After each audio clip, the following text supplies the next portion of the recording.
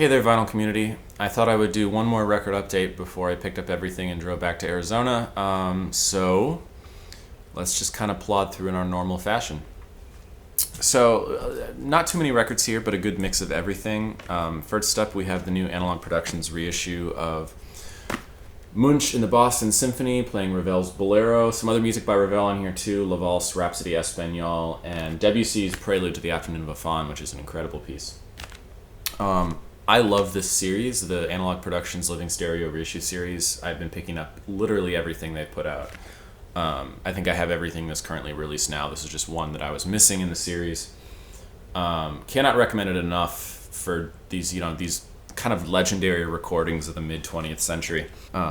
Charles Munch was really well known for his interpretations of French music, and I think that's why AP is choosing to reissue so many of his Boston Symphony recordings of French repertoire, is that they're so definitive. His stuff of Ravel, Debussy, Berlioz, Saint-Saëns, they're really recordings that people look back to in classical music even today. Talk about another incredible conductor-orchestra combination. We have an original EMI White Dog of Tchaikovsky's Manfred Symphony, which is a really underperformed and I think overlooked symphony by Tchaikovsky, conducted by Andre Previn with the London Symphony Orchestra. These EMI dog stamp pressings, especially the ones with Andre Previn and the London Symphony, these are incredible sounding records, incredible sounding recordings. They're not as valuable or as sought after as earlier EMI recordings, just because they're not as rare. But I think in terms of sound quality and level of performance, these especially the 70s recordings with Previn and the London Symphony, just incredible all around. I mean, really everything he tackles, and he's such a jack of all trades. He can really conduct lots of different time periods and styles of repertoire. So I have a lot of respect for what he accomplished with that orchestra then. And another Previn London recording, again on EMI with the dog postage stamp. This is Poulenc Concerto for Organ and Concerto for Harpsichord. Poulenc is one of my favorite composers, definitely top 5 at least. I think his music is just incredibly beautiful, and there's a depth to it, but there's also a humor.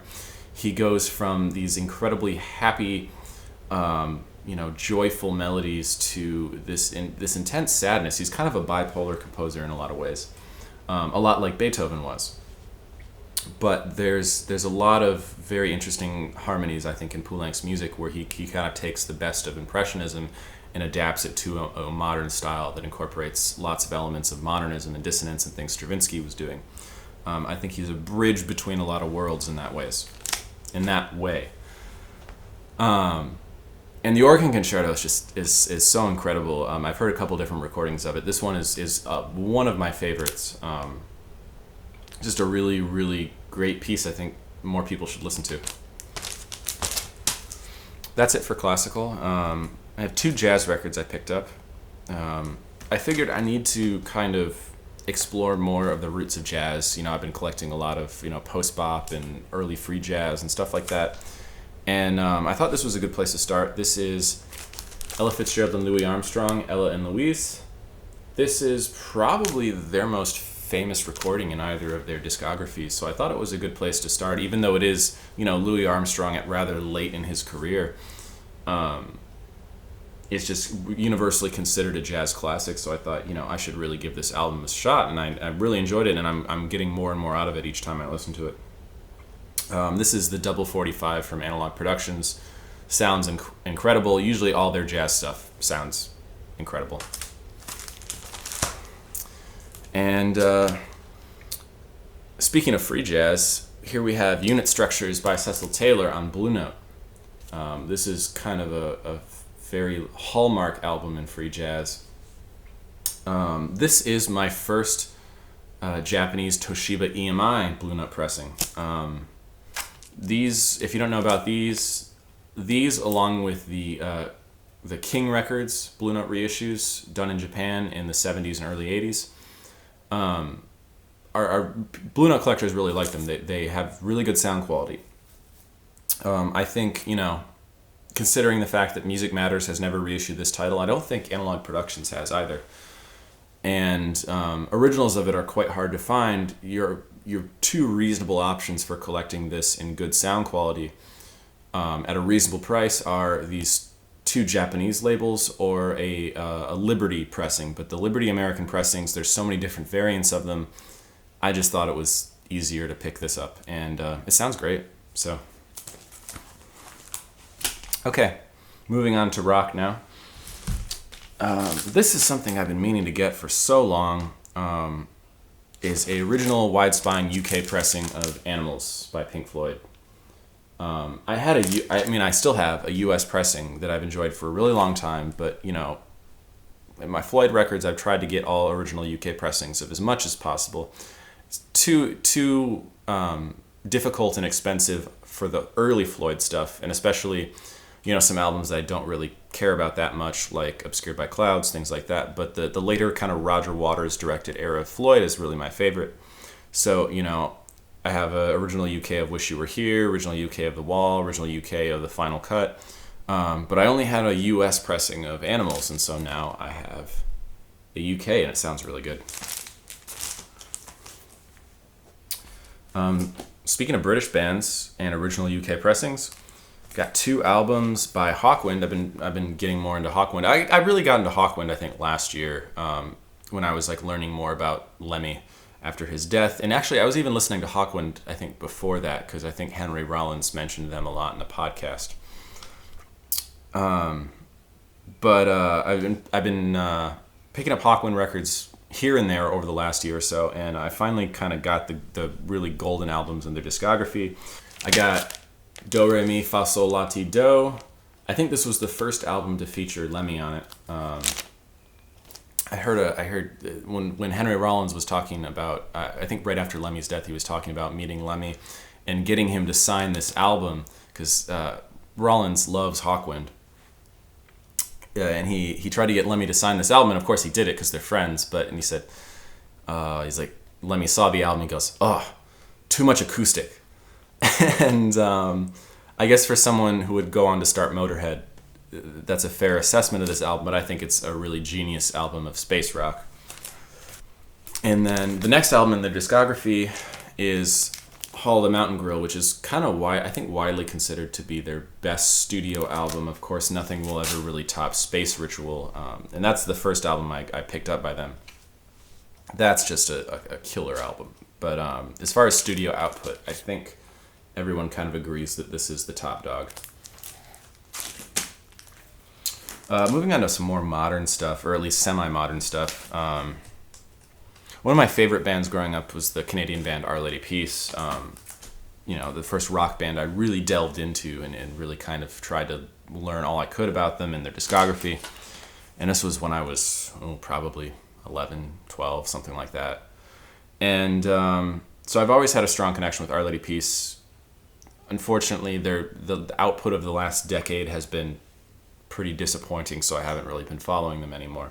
But their albums kind of up to 2002, 2003-ish era is stuff I really like, and it had never really been issued on vinyl until recently. They finally did their first two albums, Clumsy and Navid, I want to say a year or two ago, and I've had those. They still haven't released Happiness Is Not a Fish on vinyl. That's one I'm waiting for, but they did finally release probably, I think, Our Lady Peace's most underrated album, which is Spiritual Machines. To me, this is a masterpiece. This is the last truly classic Our Lady Peace album. It's the last album to feature Rain Maid's kind of signature vocal style. And it's the last album to really be, feature a lot of the experimental alternative elements that made them famous in the 90s. And this is a kind of a concept record about our fears for the future, kind of masked behind a little narrative about robots and AI and things like that. And it's really interesting, especially for the time when it came out. I think this came out in the year 2000, 2001, I want to say. No, the year 2000. So this is a really special album to me. I wish the sound quality on this reissue is better. I should probably go back and compare it to how my CD sounds. Because I don't remember the CD sounding as bad as this record does. But that maybe I just wasn't listening on Resolving Gear. I should play the CD this weekend. I should do that. because this pressing is kind of flat, and I'm thinking they just probably cut it from the CD, which, you know, thanks Sony Music.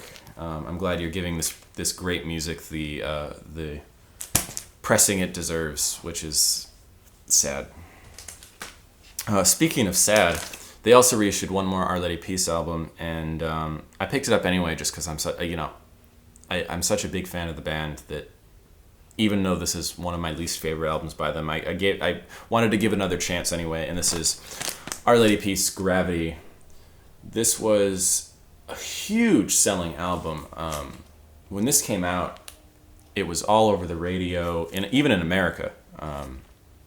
They were always big in Canada, but this was the album that kind of got them noticed in America. They had those big radio signals, Somewhere Out There and Innocent, and got a ton of radio play, and it was used in movies and TV shows and stuff like that.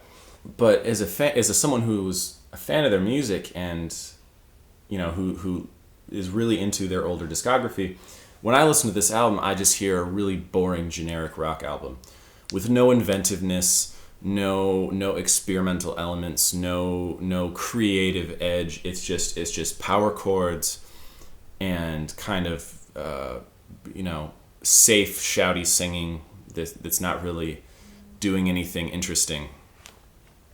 And I mean, that was kind of my opinion of it when I was a kid. And I gave it another chance. I mean, I will say the sound quality on this pressing is much better than the Spiritual Machines pressing. It sounds like a better album, a better mix, better mastering. So I don't know if that was the mastering for vinyl or if it just was mastered better originally. But I will say that I wanted to give this album another chance, and I did, and my thoughts are largely the same. It was incredibly disappointing. Aside from maybe 2 good songs on this album that I enjoy, it was incredibly disappointing, and I don't think I'll be listening to this again anytime soon.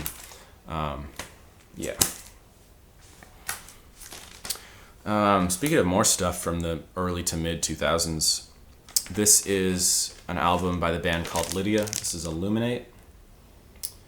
Lydia are an interesting, they're still around, alternative rock band, kind of indie band that, now I would definitely describe more as an indie band, but in the mid 2000s they released this really beautiful, haunting, emo-tinged album called Illuminate. And this is straight up just one of the most beautiful things I've ever listened to. It's the use of keyboards, the use of the back and forth male-female vocals. I just find this record absolutely gorgeous to listen to, and it's the kind of record that late at night you can just close your eyes, put on headphones, and listen to, and just be transported to another place entirely. And it's a really emotional listen. So, this one kind of passed me by when it actually came out, and it wasn't till a couple of years ago that I finally stumbled upon this. And I'm not a huge fan of the rest of their discography, but this album for me is an incredible work of art, and I really recommend checking it out. This is Illuminate by Lydia. Almost done. Here we have, I saw Glassjaw, which are one of my favorite bands for the longest time. Been one of my favorite bands for a very long time. I saw them play here in Austin, I want to say 5 days ago or whatever, and they had a tour copy of their new album, Material Control, which I think is definitely a worthy album in the Glassjaw discography. It's been long awaited. This is their first full-length studio album in well over a decade, 15 years, I think. I got this on CD when it came out last year, and they didn't have vinyl ready when the album actually released, and so my only option was to get this when they came on tour, and it is the tour-only white vinyl variant. You can see I haven't even had a chance to clean this yet. But, I love Glassjaw. I'll buy anything they put out, pretty much. This isn't my favorite album by them by a long shot, but I think it's really good, and I'm glad they're writing and making music again. And speaking of bands I just recently saw, here we have the brand new album by the French hardcore band Birds in Row. This album is titled We Already Lost the World. I think Birds in Row are one of the most underrated bands in heavy music today. They're just excellent. They're signed to Death Wish Records, so being mentored by the guys in Converge. But they combine, kind of pummeling hardcore with a very emotive hardcore reminiscent of stuff in the '80s in the DC scene. And like influences of screamo bands from the '90s. I've really enjoyed pretty much everything I've ever heard by them, and they're really great live. This was the first time I saw them about a week and a half ago, and it was the first time I ever saw them live. Incredible band that I think are starting to finally get the attention that they deserve. So that's pretty much it. That was all the records I got in the recent month and a half, 2 months. I've been having some ideas for the channel lately just because I want to keep it from being just record updates. And I was thinking of ideas for more content. I do kind of want to do some videos, some tutorials for various vinyl things, various audio things. I'd love to make this a little bit of an educational channel. I'd also love to do some more topical videos. I think those can be really fun videos to do. I don't do videos on specific artists. I was telling myself I was going to do a video spotlight on certain classical composers, and I really should do that, but I'm running out of time, and you know how these things go. So I'm going to see what I can do, but look for some new content in the future, especially once I get settled into the new apartment that I'm moving into. So until next time, thanks for watching, VC. Cheers.